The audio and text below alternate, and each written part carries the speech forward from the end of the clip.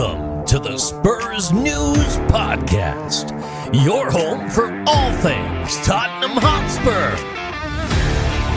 Now, here are your hosts.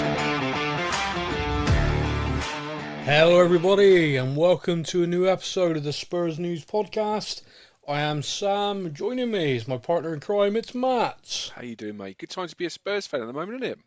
Yeah, it's very weird. Don't know what to do without this. Is all very bizarre. We've had it not too far distant past, mate. It's alright. Hang on.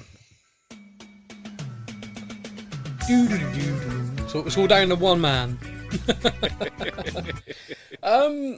Yeah, I don't know. It's a weird thing because I'm enjoying it because I'm enjoying the way we're playing football.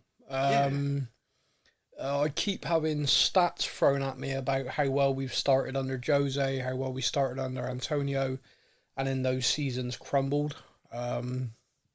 So I guess I kind of have to have that balance, and also we are quite literally a team in transition. So again, going into this season, my view and my kind of expectations were a lot lower than being top after 8-9 games. So yeah. I'm enjoying it. I'm enjoying it, like I said, because of the way we're playing. I think if it was still Conte ball, Jose ball, I'd enjoy being top purely because of the banter, which is fun. But less so thinking, could we? Which, by the way, is something that's going on right now in social media. Tottenham fans, I'm sure you've seen it, which seems to be rattling fellow Premier League team fans like the "it's coming home" thing for England does at every championship, where basically Tottenham fans are going, we couldn't, could we? And it's become like this running joke where it's like someone to type "could we," and then every reply is like, "No, absolutely not. Don't be stupid. No way. There's no chance, but we could."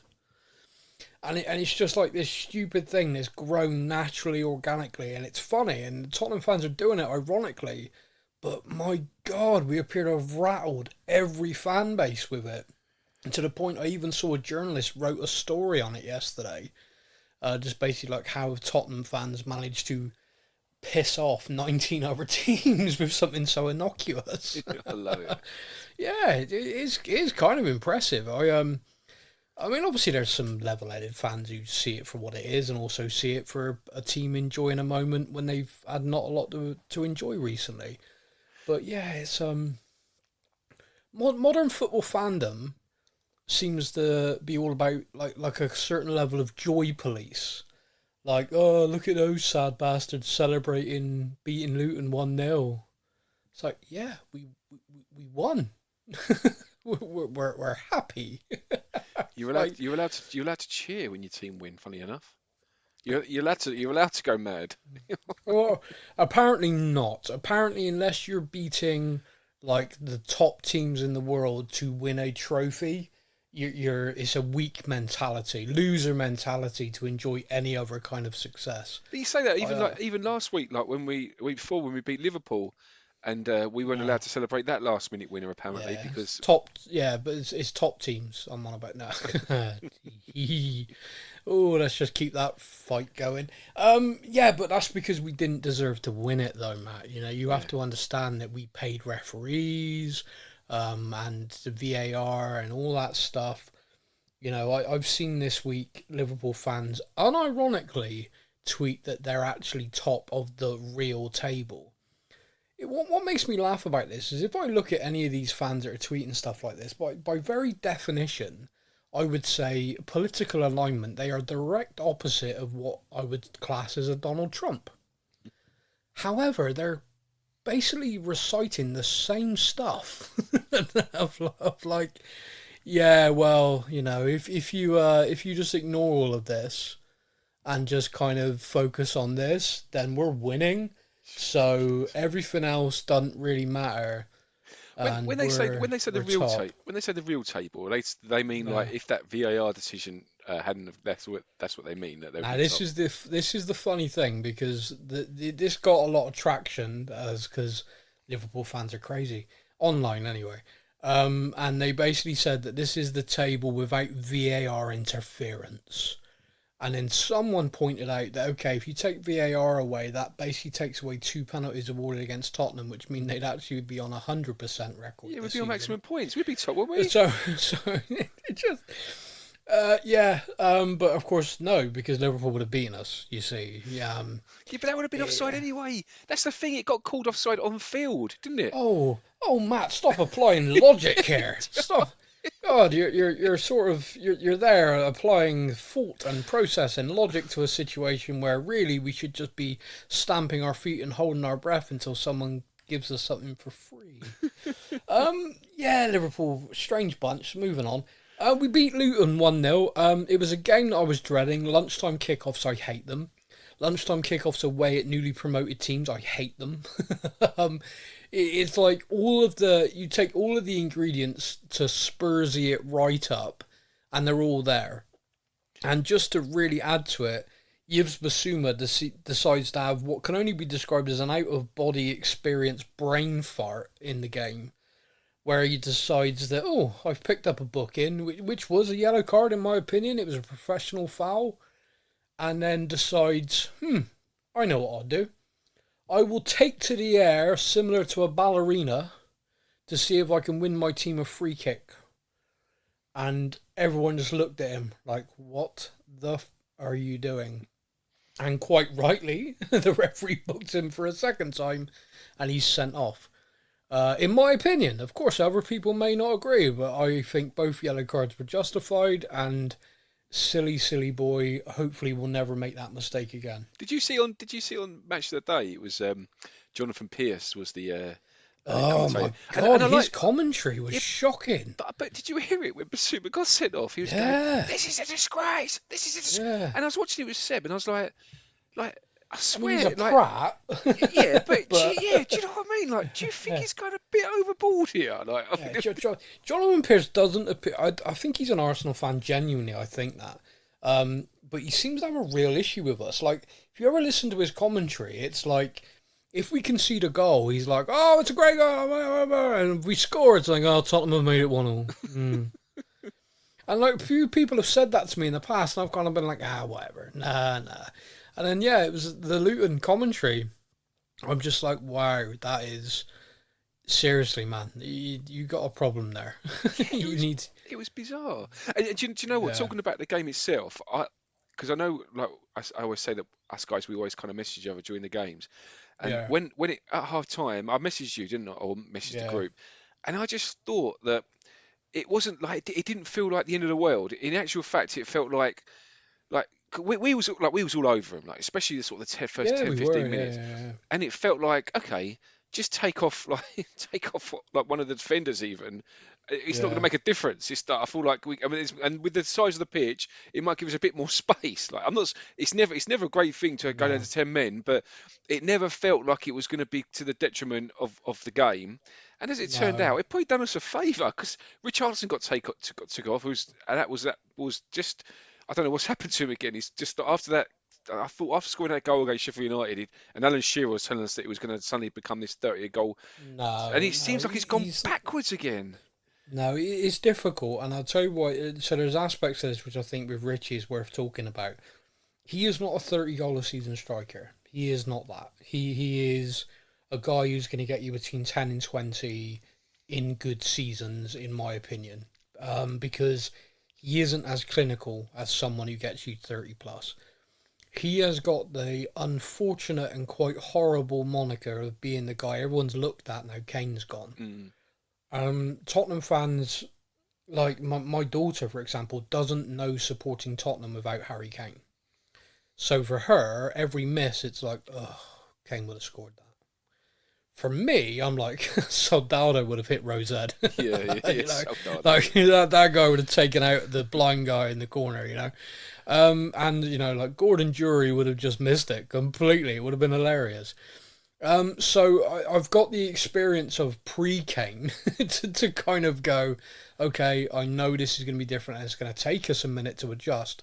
And you said it to me, like, we as a team are scoring as many goals now, but it's spread out. The thing with Richie in this game, and I think it's a little bit something I didn't see in real time. So he had, for me, a terrible miss early in the game.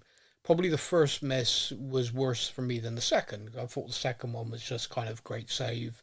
It happens, it used to happen to Kane. It happens all the time. Sometimes a keeper will just stick out a leg and be a lucky git.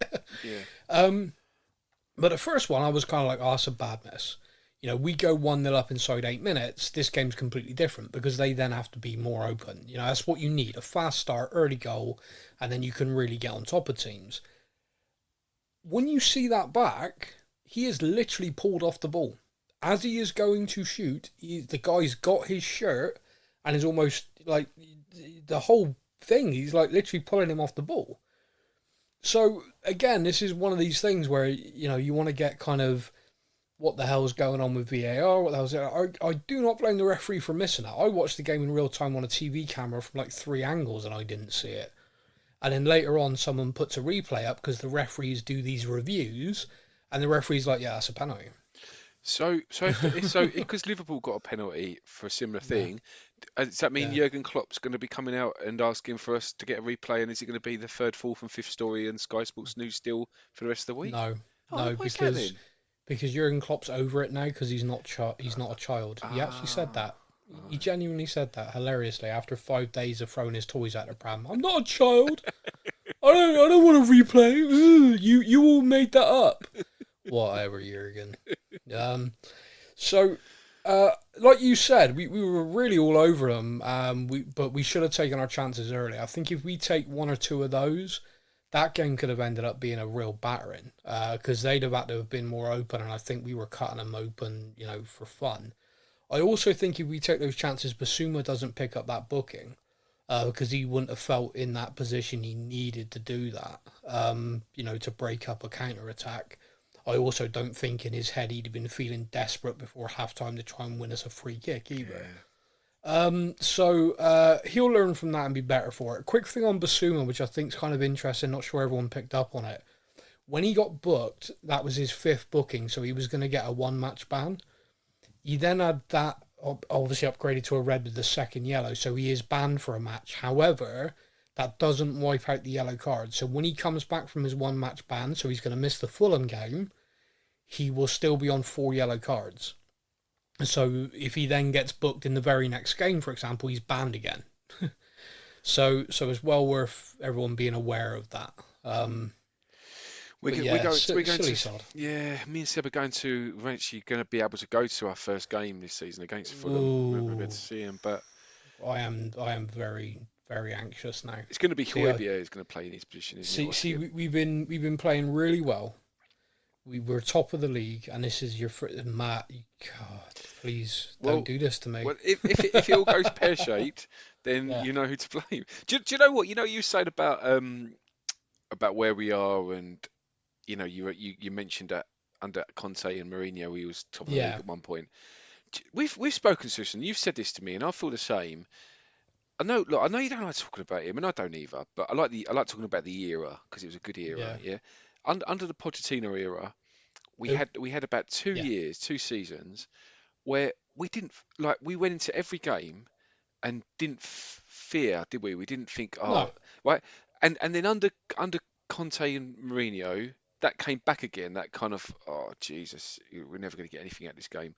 I feel like that we've kind of got that feeling back again that we had under the Pochettino era, where I'm like, yeah, just bring on any team. I genuinely, even as going as far as Man City, and probably because the fact that we seem to have this hoodoo over them, that probably helps. But I don't feel like I'm going to go to any game, or if I do manage to go to a few, and think, oh, do you know what? If we escape a battering, I think we'd be quite lucky. I feel like we can just we can be competitive in every game. I think.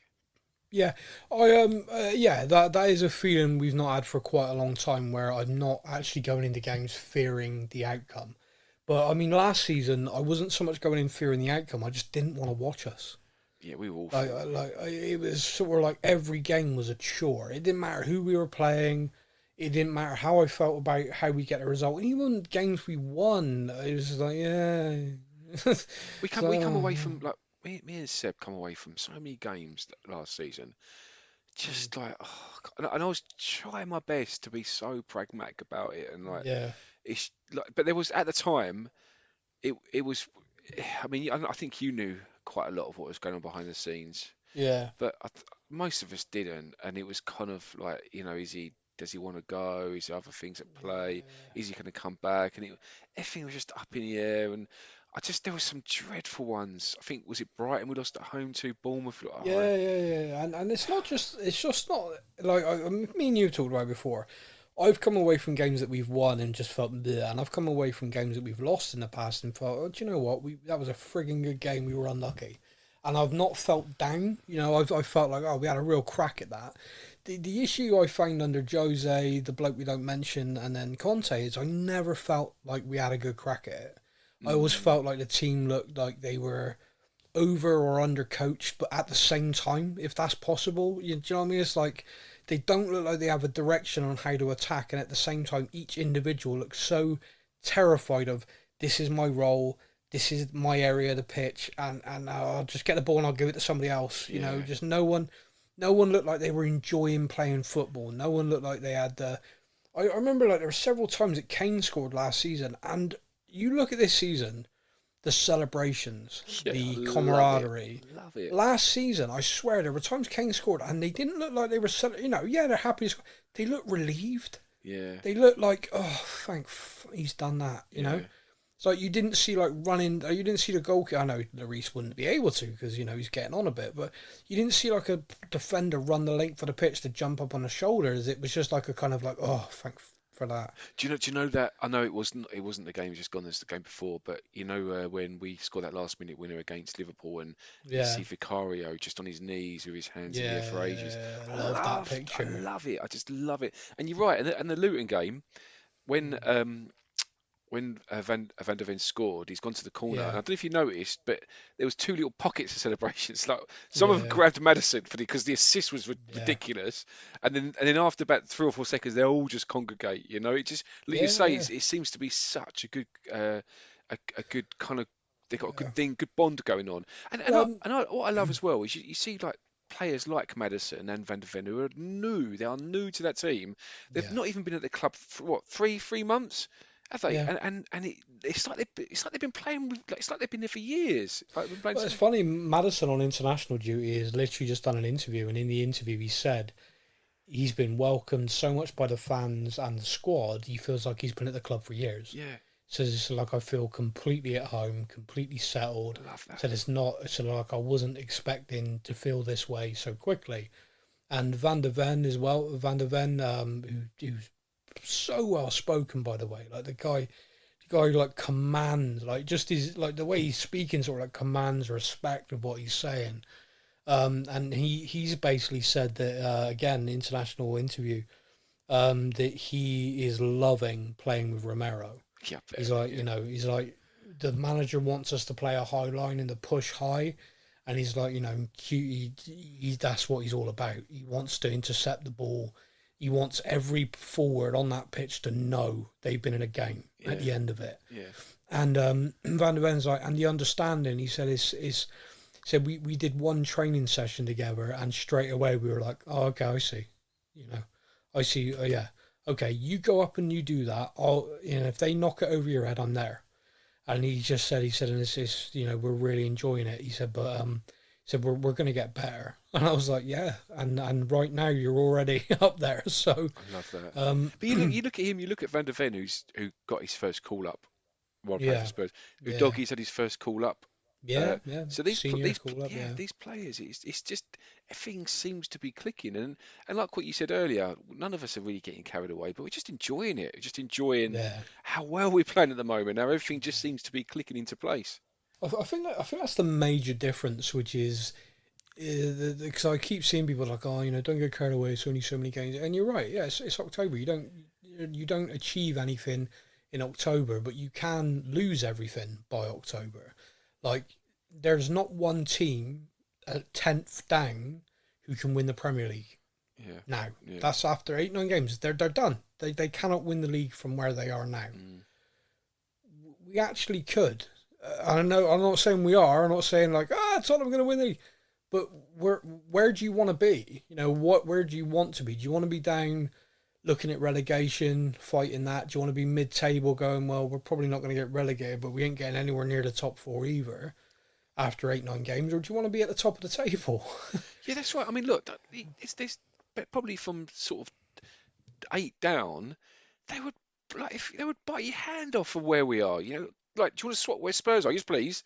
There wouldn't even be a question, would it? You know, you like you say, you want to be top after 8 games, No. don't you? You know? I do also enjoy the mental gymnastics that Arsenal fans have been doing, calling it joint top. Yeah. Now, Twitter, for all of the faults of Twitter and all of the issues, whatever he wants to call it, one of the funniest things that moron who bought it has done, Elon Musk, is allowed community notes on posts, tweets.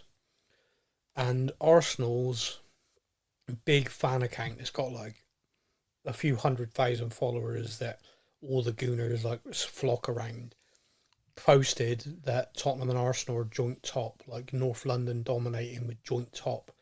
And the community note from Twitter underneath says there's no such thing as joint top. Tottenham are top on goals scored. And I loved it. I was like killing myself. Like, can you imagine going to bed, a gooner, putting out that tweet? You got like 40,000 retweets, 45,000, sort of numbers I can only dream of as a small Twitter account. And then he wakes up to find that Twitter have added a community note to go, you're not joint top. I love that. Tottenham are top. Oh, do you know what? So you've got this viral tweet to all Arsenal fans, and now all of them have got this community note. I love that. I see, love that. When after the game, Layla wanted to go to like a local, like a Londis shop near where we live. Yeah. So we've gone in there, and there was a guy walking about with an Arsenal shirt, obviously crowing because they'd just beaten Man City. And he's obviously bumped into someone else who's another Arsenal fan, and I could hear them talking. And he went, "Oh, great result, yeah, put a buzz in, mate, put a buzz in." He went, "Shame them scumbags are on top of us." He went, "Why are they on top of us? And what, it's something to do with the alphabet?" And I was thinking, if it's to do with the alphabet, you donut, you'd be top, wouldn't you, right? And like, so like, think about it, mate. Do you know what I mean? And he was like, "Oh, whatever reason they've given it to him, given it to them anyway. It won't last long. Those mugs won't be there for long." And I was like, if only I could record that conversation, and if we miraculously done something amazing this year, just to play it back, you know, because everyone, they're writing us off, and look, we're not, say, like you said, we're not getting carried away to the point where we're saying we're going to win it, but it just adds to that just desire, doesn't it, to want to, because there is there is always a desire to ram people's words down their throat, because it's like, we would love to do, and I think it's safe to say, if we were to do the miracle and win the Premier League this season, it's doing a Leicester. Do you know what I mean? That is just having a season out of Europe, a team staying relatively fit, and everyone else having a mare, and just all the stars aligning. Already, that's not happening. Man City are having a real injury problem, but are not out of it. They just lost to Arsenal at the weekend, but are still basically just 1 point. I think there is 4 points separating first to 7th. Wow. Or 6th. So we lose our next game and everyone else is 1, we're 7th, you know. So there's no kind of part of me that's looking at this going, "Ooh," and like, none of it phases me. None of it's kind of like, because I'm just enjoying it. I'm enjoying the way we're playing. Yeah, completely. And we went first this weekend. So basically, we were the team that went first. The early kickoff, lunchtime, all of it was a recipe for Tottenham to cock it up. But we didn't. We won. We went top. Arsenal then played the next day against Man City. I was there, you know, going for a score, 0-0 draw. Would have been perfect. But they won. We're still top. It's funny to me. It's like there's no part of me that went, "Yes, come on, that's league champions form." I laughed because I know how much it will piss them off. Yeah. Because they now, after last season, see themselves as genuine title contenders. They're back. In their minds, they are Champions League team again. They are title challenging. The Arsenal are back. That's how they view it. This season, given the amount of money they've spent as well, Rice, etc., then yeah, I can completely understand why they'd feel that way. And the way they've started, there's nothing to suggest that they're not going to be right in amongst it again. Yeah. No one has us there. Nobody. Nobody at all. So for us to still be above them in this particular moment when they're one of the best sides is kind of funny to me, and I'm just enjoying that. Yeah, absolutely, yeah. Now, we go last next weekend. So next weekend, there's Friday night football, there's Saturday, there's Sunday, and we're on Monday night. So by the time we play, it's a different kind of pressure. Whereas we're setting the pace this weekend, just gone, we're going to be reacting to all the results. Yeah. It's a home game, it's against Fulham, it's a Monday night. I have no idea. Fulham are a bit of a team where sometimes we play them and I think, oh my God, how are we not winning this? But we're not. And other times we just seem to walk through them, which is wonderful. And let's hope it's that next Monday. Yeah. But we then go first again because we play Monday and then we play Friday. We've got the fastest turnaround next week. So we play Monday. And me and you have said this on the podcast. We've done this podcast a number of years now. What's the worst ground in the Premier League to go on a night time? Oh, Palace. Yeah. And it's Friday night. Friday night at Selhurst Park is gonna be rocking. Their fans are great there. I got nothing against Crystal Palace at all, but I just hate going there on a night. 3:00 on a Saturday afternoon, please. It's a regulation kickoff against Crystal Palace at their ground. No, we're playing Monday night 8 p.m. and then Friday night. And I don't know how that's happened, but that's how it is. It's weird because we're playing the next game is then going to be the Monday night against Chelsea. Yeah. So we're not playing three night so time so kickoffs. why? Well, TV is what it is. Right, They've moved us to Friday night football to have a fixture on Friday night. I mean, Palace are going to be delighted. The bars in the area are going to be delighted. Yeah. Palace are going to do great out of it. 8:00 kickoff on a Friday. And to be honest with you, if it's going to be any night of the week, it's going to be a evening kickoff. I suppose a Friday night's the best night. But from a footballing point of view, that's a nightmare for me. That place is going to be rocking. It's going to be hell to go there and try and get a result. But there's like what I say to you, Sam. Like I feel like I don't fear it now.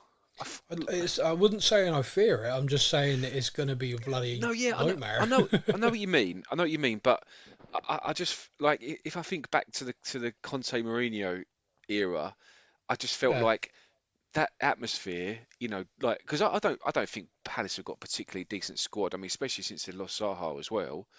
They're right. I mean, and I'm not trying to say, I genuinely on paper we're a superior team, right, on paper, completely only on paper, right? Ooh. But no, that's true though, isn't it? On paper we're a better team. Like, I'm not saying we're going to win the game. I'm not for 1 second saying we're going to win, but I think we've got a better squad than them. I think that's just a statement of fact. I think. Would you not agree? Or I know it's.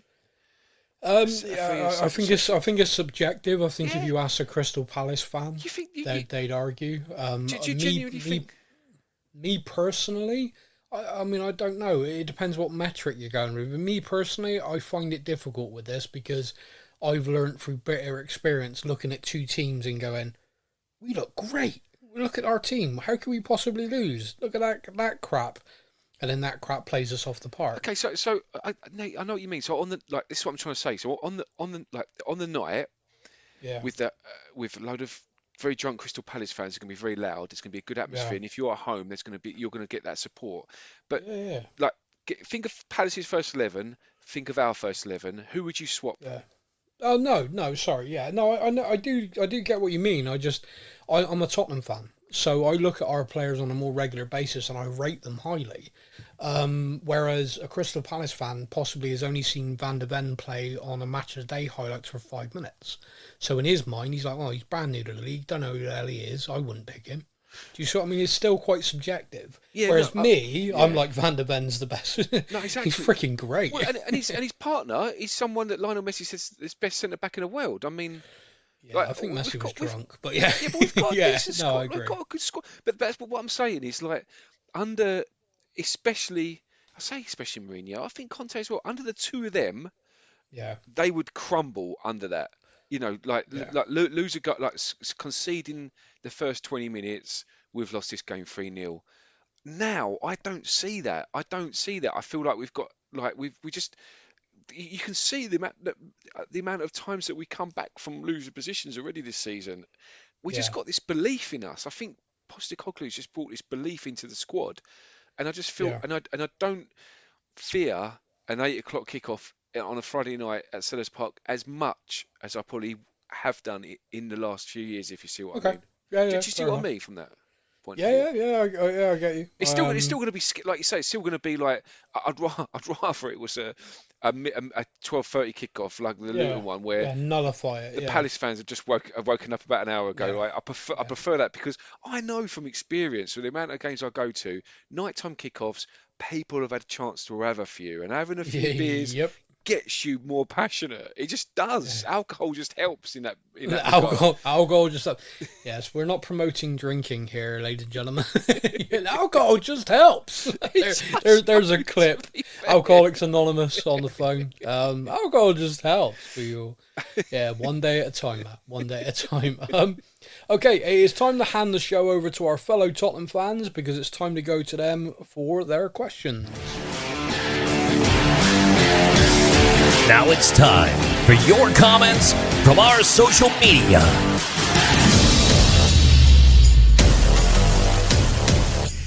We're actually going to start with a quick shout out to Polynesian Dan of Spurs News fame, who is currently in Dubai.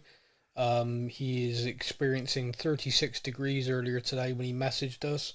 On behalf of everyone, Spurs News and all the listeners, I told him to go kiss his ass. Oh, do you know what he can go on about? You know, I've been to Dubai. It's lovely, but it's too hot. You know, I'd rather. What's he on about? But I wish him luck. He's there. He had to go to Dubai to get a pec implant surgery. So best of luck to him. He did ask a question. He said to say, you know, it's an international break. Where would you want to go on an international? He's basically, I think he's just asking, where would you like to go on holiday right now if you could go away somewhere? Right, so this we're in October at the moment. So yeah, we are. Yes, too hot in Dubai. I'm not going there. Too cold this part of the world as well. Do you know what? A nice little trip somewhere like Morocco or something where it's still nice and warm, or Egypt. Okay. All right. So you're a sun chaser. I get too hot. Don't like it. I'm a typical Brit. Like, no, it's too hot. No, I'm too cold. I want to be just right. I don't know. This time of year, typically I'd pick somewhere. I'd just like nip down to Cornwall, but in October, that's depressing. Yeah, it's too risky. Do you know what? I'd probably do something a bit different. I'd probably go like to Norway or something like that. Get in amongst the snow, see some of the mountains, get some fresh air, see the Aurora Borealis. Like it. Very cultured. Very cultured there, sir. It sounded it, didn't it? Yeah, it sounded a lot better than like, I'll do a weekend in Ibiza, innit? Yeah, poor lads, Malaga. It keeps coming up on my, I don't know why, but randomly keeps coming on my timeline in like some. This thing with Facebook nowadays, you don't get like timeline full of friends, you get timelines full of adverts and random stuff, and like these people who are going to like Ibiza, and it comes up the click advert. I went to Ibiza and I came back in time to pick the children up from school, and I'm like, hey. And then when you read it, because you're thinking, what, they dropped him off, went to Ibiza and come, but then you find out that they went the night before, and the flight got them back before the school pickup. I mean, what's the amazing thing in that? I don't see what that is. But no, I'm happily off of social media. Thank you, personally. Anyway, I do not miss it. I'm on TikTok. TikTok's fun. Yeah. As long as you don't take it seriously. Okay, mate. So we've spoke to Polynesian Dan. So it's Instagram or Facebook. Let's go. I don't like change. So let's stick with our Instagram start. Yeah. Don't like change. Yeah. Okay. We have a message here, and the man has his own theme. I'm delighted to say. Now it's time for a comment from Island Brother. It sounds good in October, doesn't it? Yeah. I want to go to one of those islands and enjoy. My Polynesian Dan's currently just rocking to this right now. With a like one of those drinks with a little umbrella in it. Hopefully really sweating in the heat. Yeah, hopefully really badly. Not that I'm jealous at all. Hope his pec falls out. Island Brother says, this is a weird feeling. Being satisfied with Spurs is weird. At 20 minutes in, I was fully convinced that we would get screwed over with all the missed chances. It was looking like the usual game where the opposition gets a goal after all the misses we've had. We struggle till the end and walk away empty-handed. Liverpool and Gooners probably turned on as soon as the red card happened, convinced them football gods had decided justice was to be done. But this team stayed calm. The boss made changes and we walk away winners. This is so weird. Anyway, question. Is with the lack of games we should be doing well concerning injuries, but we are actually racking them up? Is there an underlying reason for so many succumbing to injuries so early in the campaign? Or is this a symptom of the league with so many clubs suffering them as well? Hoping everyone is fantastic and come on you Spurs. That's from the Island Brother. Yeah, he does raise a good point. We have kind of had a real bad run of luck where it's not just like, oh yeah, so-and-so's tweaked that'll be a couple of days. It's like, yeah, this guy's just dislocated his knee. Just like, yeah, and this guy's hamstring basically fell off. Just it's like, what the hell? Ivan Perisic has gone his entire career with basically no serious injuries. He spends 18 months at Tottenham and is like, yeah, I'm dead. I'm done. I'm out. Medic. We have it is a bit of a weird run of luck. It's not just us. There are other teams suffering. I mean, Man City quite high profile. You know, Rodri and De Bruyne, two players that would make the difference in any side in the world, are currently missing for them. And that's the thing, Sam. That's the point I was trying to make last week when I said about that, getting my head bitten off by these people who didn't understand the point I was trying to make. Like, I don't want any of our players to be injured, but at the same time, I know there's serious injuries, but there's serious injuries to players that aren't on the first 11 of the team sheet. Like if this had been Maddison's out for 2 months, Son's out for 2 months, you know, all these ones, I'd be like, oh, this is just because I remember years ago when Mourinho was managed. I think it was Mourinho, and we lost. I was at the game when we lost to Norwich, and it was the one where Eric Dyer just decided to have a fight with someone who was starting on his brother. Justified, yeah. Yeah, it's justified, yeah. But I just remember being at the game and thinking, how has he even managed to put a team together? Like, there was, I think Delhi was playing, and he was the only attacking player in the first 11, and there was no substitutes that were added. Do you know what I mean? That was bad luck. You know, we have injuries. Like, all teams have injuries. All teams have injuries. It's it's not exclusive to us. Like, everyone's struggling. Like you pointed out, Man City. But I just think that the players that we're losing to injury at the moment, we're lucky with. They're not ones that are gonna they're not ones that are on that first 11. You know, like I did understand what you were saying. I did also understand the point of view of people like, that don't, like, it didn't come across like Manor Solomon was in our first 11. I know exactly the point you're trying to make, which is if this injury had been Sonny, we'd all be like, Maddison even more, to be honest. Yeah, I mean, those are the Van two. der Ven, Possibly Vicario now as well. You'd be feeling this a lot more. I think the prospect of playing the next 10 to 15 games, Ben Forster as our number one, would not amuse. Say Sam, say Van der Ven and Romero, both the two. Instead of it being Solomon and Perisic, Van der Ven and Romero, and then suddenly we're facing Dyer, a centre back. We've got to bring him back, you know. And who else would it be? Do you know? Yeah, well, yes, okay. I like Eric Dyer, so don't be mean. I get exactly what you're saying. I think your point was valid. I do feel that people misread what you were trying to say. I'm over it, Sam, just took it as. I don't think you are. I want to try and help you through this moment. I just want to make the point about the night, because I get it. I know, like, we're suffering from injuries and it's bad luck, but like it's a bit like what you said earlier about if someone said at the beginning of the season, would you take top? Yeah, right. If someone said at the beginning of the season you're going to have 2 or 3 injuries, it'll be someone who maybe's in and out of the first team, new signing, someone who's coming on in the last 5 minutes, who's getting on a bit.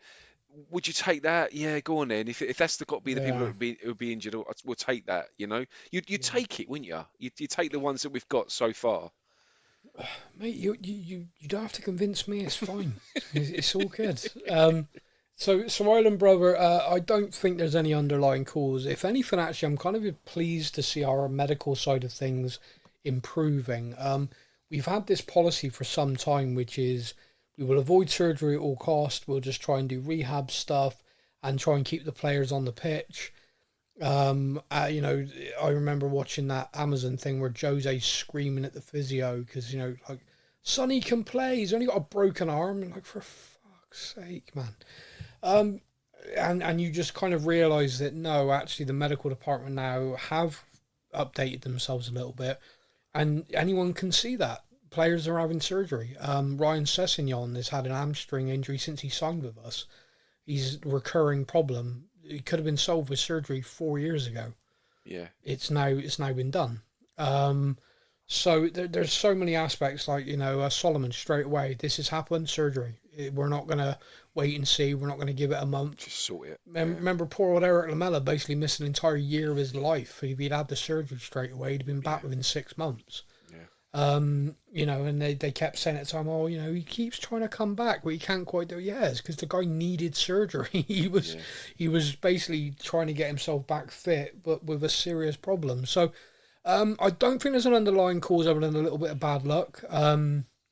The league is a physical one. It's a tough one. Even though we're not playing as many games this year, the Premier League is a full-on league. And I think sometimes, this just happens. Like I said, Man City right now for me is a perfect example. Missing De Bruyne, missing just on Man City actually. Sorry. What would you be thinking if you were Calvin Phillips? Like you've signed for Man City. Since you've signed with them, the coaches publicly said you're overweight and not good enough. Which is fair point. I'm not saying, I'm not going to get into that side of it, but you've got yourself there. You're sat there. You are then seeing that the guy directly ahead of you and Rodri and a couple of others are out injured, and the manager brings a youth player in ahead of you to play against the big title rivals in a game because he clearly has no faith in you whatsoever. Yeah. I mean, surely you got at this point be going to your agent, you know what, I need the move. Mate. But then again, I suppose he doesn't need to because Gareth Southgate's still picking him for England. Yeah, it frustrates me sometimes with when you hear Gareth Southgate, and didn't he say something along the lines of like, mate, I wanted to chin him this time. Like he basically said that he doesn't pick players on form because form's temporary. Oh God! I'm like, what? I'm sorry. But doesn't that circle back to the fact that you look at Van der Ven and Udogie, they've been picked on form, right? Because you get big players in who are playing well, doesn't that? Is that logically follow? Yeah, that's like, international management 101. I don't have a squad. Basically, I pick a group, they come together for a couple of games, and then they bugger off, and I start again from scratch. Yeah, sure, I've got Harry Kane, he's my captain, he's one of the world's great goal scorers. If he's fit, he's probably going to make the squad. Yeah. However, every other position should be a case of who's playing well. I'm watching every single game of football. My team are watching every single game of football. Who's fit? Who's in form? Who's not in form? Because where is the motivation? Like, someone said to me about, like, Harry Maguire, like, he should have gone to West Ham. He'd be playing every week. He'd probably be looking a better player. And I'm like, he's earning incredible money at Man United, which he wasn't going to get at West Ham from every report. And he hadn't have to worry about his England place. No, not at all. Well, Jordan Henderson is playing in front of 800 people in Saudi Arabia on a regular basis, and he's still getting picked for England. It's ridiculous. Do you know, I know Maddison's not regular, but you think he might as well stay at Leicester because he probably would have been picked down there in the Championship, wouldn't he? Yeah, probably. Yeah, probably. It's probably far more likely for him. It is just bizarre. It is now more difficult to get out of the England team than it is to get into it. Like, I just find it mental, and to hear him justify it, and the thing that annoys me as well, and I get that this is kind of like a symbiotic thing. If a journalist goes in hard on Gareth Southgate, England FA aren't going to deal with that journalist. So you have got to walk a kind of line with it. And I get that. That's the same as all football journalists who go to these press conferences. People are like, why didn't you say this? Because if I said that, I wouldn't be invited back. So I do get the toe in the line thing to a point. But to allow the England head coach to basically say, I don't pick on form because that's temporary, when asked about, I think it's Ollie Watkins? Yeah. Who scored a phenomenal amount for Villa right now. Villa are playing very well. Yeah. He is part of that and is playing very, very well. Yeah. Why in the hell is he not in contention for England? And to say, oh, I'm not picking him because form's temporary, well, what does that mean? Does that basically mean that at some point you picked a player on form, he did okay for you, so now he's your pick forever? Yeah. Because that makes no sense whatsoever. And the fact that no one really called him out on it, they all just kind of shrugged and went, oh, for fuck's sake. Yeah. It's just like... I think the thing is with Southgate, he gets a pass because he's been so... I mean, he hasn't won anything, I get that, but he's been successful at the point he's got us to finals. And so he's got a free pass, really, with this behaviour at the moment. For me, this comes down to that old adage of, you die the hero or live long enough to become the villain. He came through having coached the under-21s with Kane and people like that in amongst it. And I think he is now so close to a group of those players, they're like family to him. Yeah. He coached them at under-21s. He's got really close with the national team with them. And now they're not going anywhere. They're his group. He trusts them. And because of that, we're stuck. Yeah. Because if you watch England play football now, it's not good. There is no aspect of watching that England team which is enjoyable right now, which, trust me, as a Spurs fan, I know this.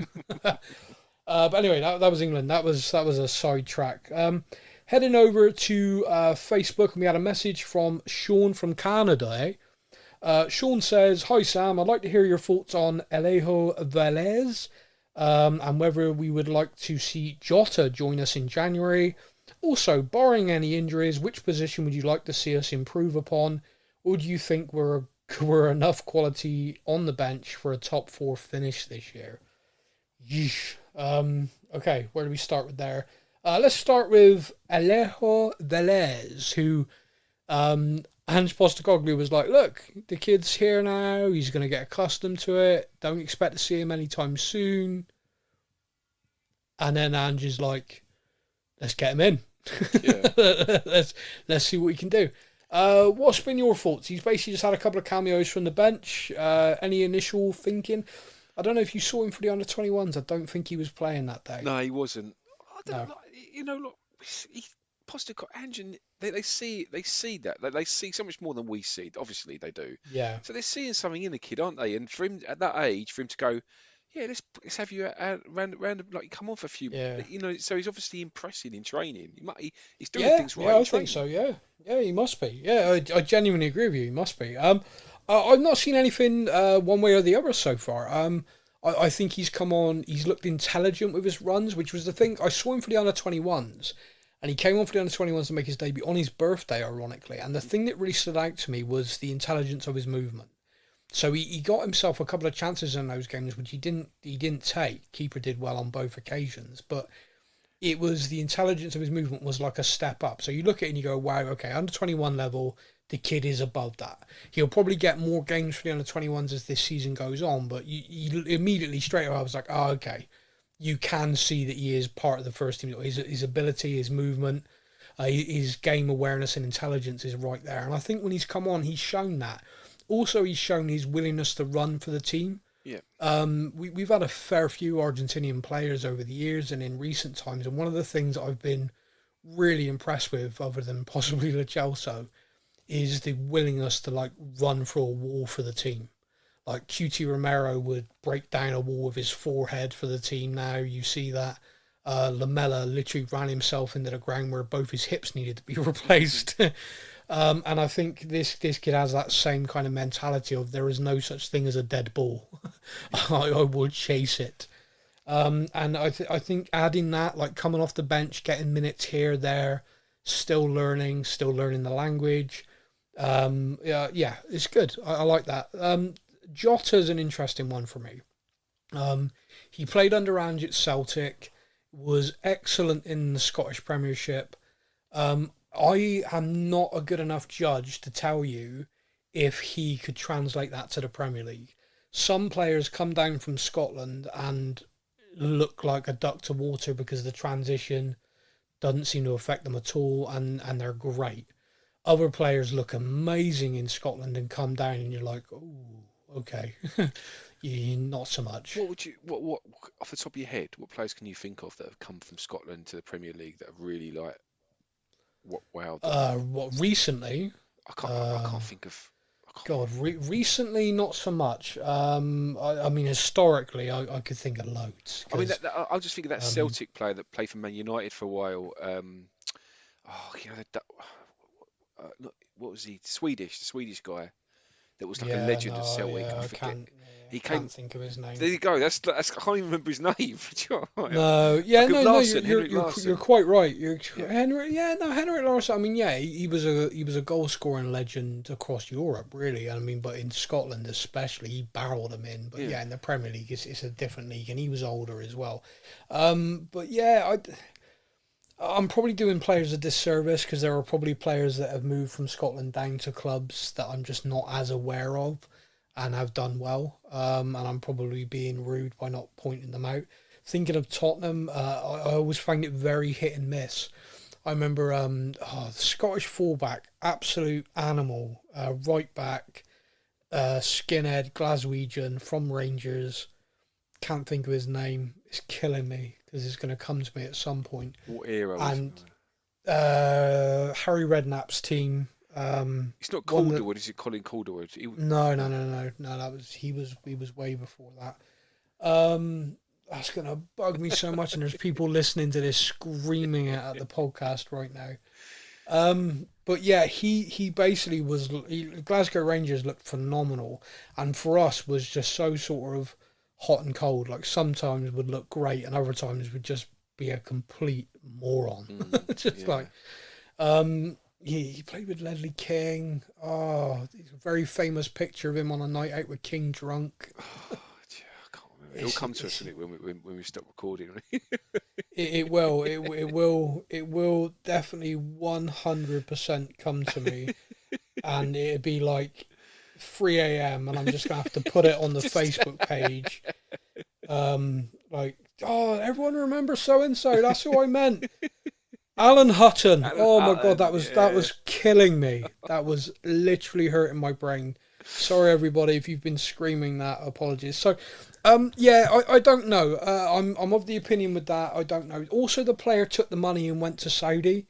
And I don't know about anybody else, and perhaps it's just me. I'm kind of, if you did that, I don't back your ambition. You clearly thought, oh, I can make a shed load of money, and that's me done. At that age, it doesn't make sense. Yeah. So I see us linked to him a lot, and I don't overly feel enthused about that. Barring any injuries, a position I'd like to see us strengthen. It's a tough one because I still think there's a lot we need to do. But if I was to pick one, I would still say right now I'd probably pick either a central defender or a central striker. Central defender for me, because like I said earlier, you lose one or both of our current two, and we've got a weak defence. Yeah, it's difficult. And the funny thing is it becomes difficult because, we had Vertonghen and Alderweireld, and we signed Davinson Sanchez. Davinson Sanchez joined us as one of the hottest central defensive properties in European football. He was great, but he hardly ever played. And when he played, there were mistakes everywhere, which is a symptom of hardly ever playing.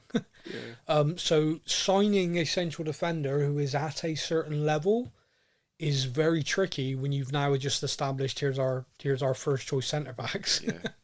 But you're right, and you do need to sign these players, and you do need to get them playing, and you need to keep them at a level. It's something that top coaches are able to do.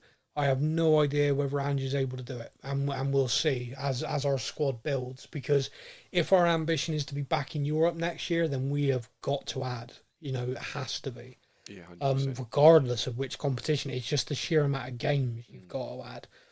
So again on Facebook, Chris Veldy says, did either of you notice during the corners Maddison was really struggling as he had limited room for his run-ups? Yeah. Only for the third corner in the second half, the team changed it up and went short, which led to the goal. It seems Ange is allowing this team to play with creative freedom at times. For me, I genuinely believe this is what is going to give us the edge on the other teams. It's something the other teams can learn to defend. They can learn to defend as modern football is so structured. You hit the nail on the head about freedom. You only got to listen to the player interviews to talk about what Ange says to them, and the key message is try it. I'm asking you to try it, and if it fails, that's my fault because I'm telling you to do it. And the freedom and the kind of the weight that is lifted off the players' shoulders by the manager saying that, you can see it, all these little examples of them trying things, and sometimes it's going to come off, other times it won't. When it does, amaze balls. When it doesn't, it's everyone's fault but mine. Ignore the misses. Exactly. Barry Fowles says, Vicario, cracking start. Your thoughts on our new keeper? Go on, Matt. What do you think of the new keeper? Yeah, I love him. He's brilliant. Like, not only is he top quality keeper, but he just seems to like I've mentioned with some of the other players who just feel like they've been there for years. Same with him. Yeah. He just feels like his English is brilliant, by the way. I saw an interview with him and Udogi the other day, and I genuinely thought to myself, I bet they've paired them because Italian and Udogi's English probably isn't that great yet. No, these two speak better English than I do. Like genuinely, both of them crystal clear, well spoken, to the point, answering detailed questions, like listening. And I'm thinking, there's no way they're picking up the nuances of what's being asked. They're like, yeah, okay, and just laying up. Someone is incredible at language, and they have really mastered it when they are like idioms and kind of like picking up on like, that can happen, and laying in a bit of sarcasm. You're thinking, wow. Like, get the nuance of the language. Me in a foreign language is quite literally, hey, where is restaurant? One beer, please. Yeah, one beer, please. 5 tequilas, please. Yeah. Where is the local library? It's like that is me in every language I can speak. I can speak a couple very, very basically, German and Spanish, and just, and that is me. And then I'm listening to these guys, I'm like, wow. Because you think about it, Sam, like neither of them have played in England before. No. So like they've not ever lived in the country. So no. It's fantastic. The pair of them have not been here long, and they've just they obviously. I mean, Destiny did say obviously he signed with Tottenham and he had a year, and he was taking English lessons 3 times a week. I can't not respect anybody who does that. I think it's phenomenal because you have an idea in your head of a 20-year-old footballer. Are you marking him in the intelligence bracket high up? Yeah, of course. Yeah.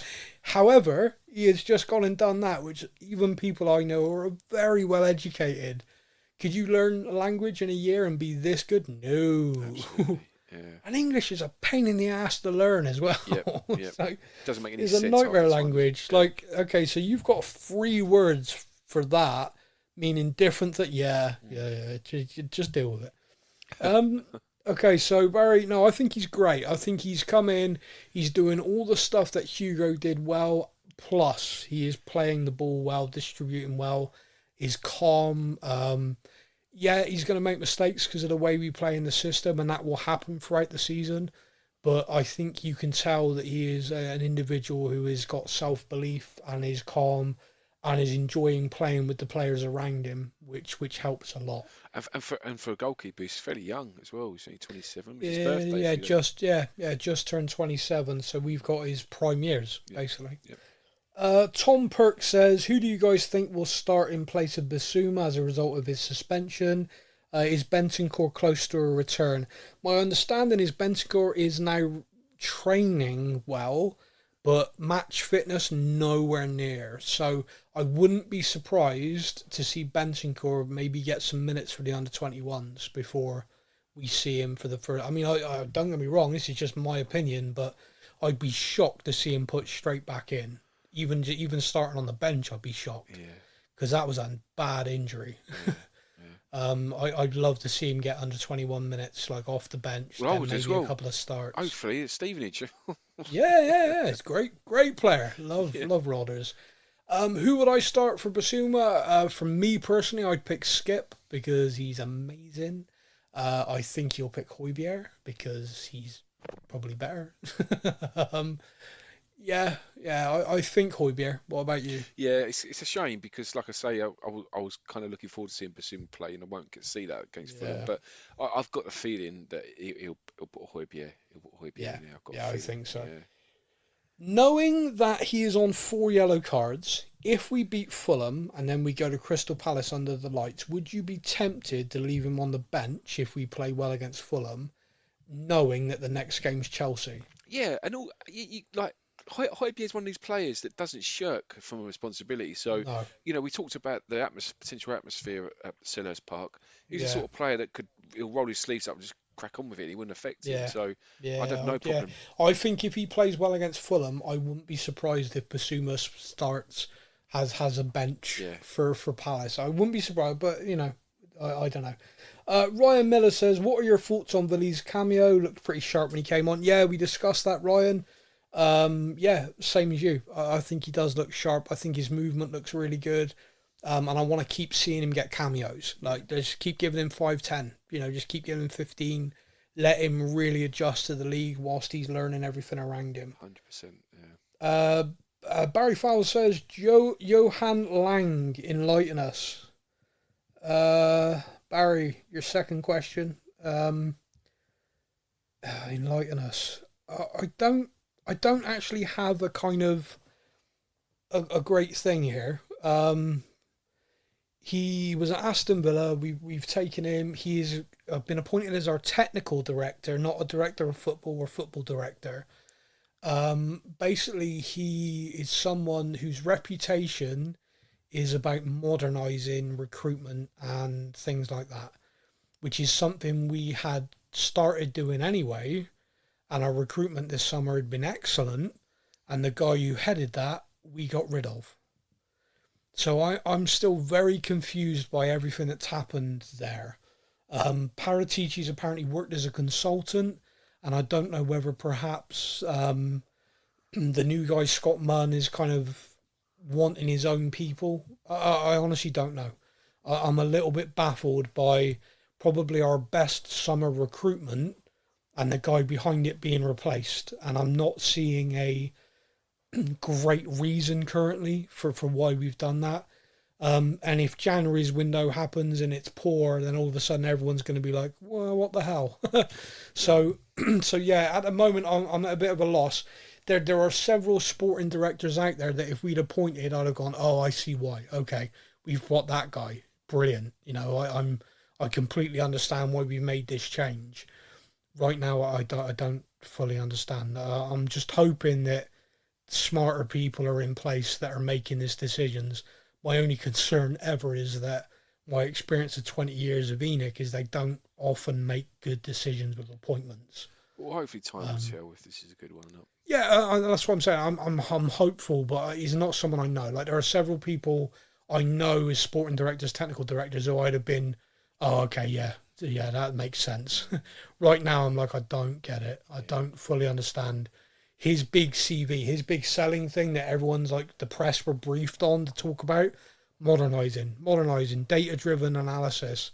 Well, that's what we were doing this summer anyway. So what's going on? Sorry, and that's not me trying to be down about it. I just don't know. But yeah, we'll have to wait and see because apparently they're now looking for a chief scout. So they've got rid of the guy who was doing that, who did a very good job, and now they're looking to replace him. Again, no idea why. No idea. Perhaps they knew who was coming in, and the guy said, "Yeah, I don't want to work with that asshole." Maybe, I don't know. Who knows? Personality.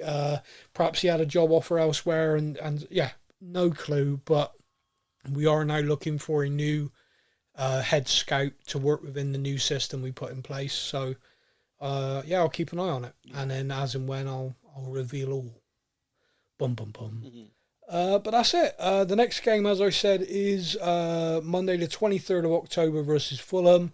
We'll be back to discuss that game afterwards. We're going to take a break in the interim for the international break. Give everyone's ears a rest. But mate, that's everything I had to cover for this week. Do you have anything fun or exciting? Not really. Poor old Series team got walloped again. Oh, okay. Well, we won't start the Seb season updates just yet then. 5-0 they lost to a team that one league above them. That's not as horrific as it could be. I remember kids football being quite horrific scorelines sometimes. Yeah. Like, I think I made my debut when I was like 10 and we lost 15-0. Wow, yeah, he hasn't one of those and that didn't get the full, like they stopped the game. Like it got the 15 This is cruel. And they were like, okay, what we're gonna do is we're gonna stop this game and they're gonna go home and we're all gonna sit around and have a little bit of a hug because like the goalkeeper's now crying. Like... Seb did get a bit tearful when the fifth one went in, but apparently he said to me after the game that the coach of the opposing team come up to him and went, if it weren't for you, mate, we would have won about 15-0. So yeah, there you go. He's got that's like a really lovely backhanded compliment in there. Like, oh, if it weren't for you, kid, we'd have really battered you. Just the slight battering you got, we'd have really given you a tonking. Jeez, yeah. Well, no, that's. I mean, it's all how you hear it, and if Seb felt a bit taller after that comment, then that's a good one. Yeah, that's what he needs as a goalkeeper, as tall as he can. A bit taller, a little bit taller, yeah. And so that's probably why I could never play in goal. I reached 5'10" when I was like 15. And I've stayed there. That's it. That's it. For like a couple of weeks, I was fairly tall, and then everyone else went boom. Yeah. But yeah, okay, that's it. We will be back, like I said, following. So that'll be the week beginning the 23rd of October, and we'll be discussing the Fulham game and looking ahead to the Palace game, which will be on the Friday. Until then, everybody, you all stay safe, you all take care, and we'll be back then. Come on, you Spurs. Take care, mate.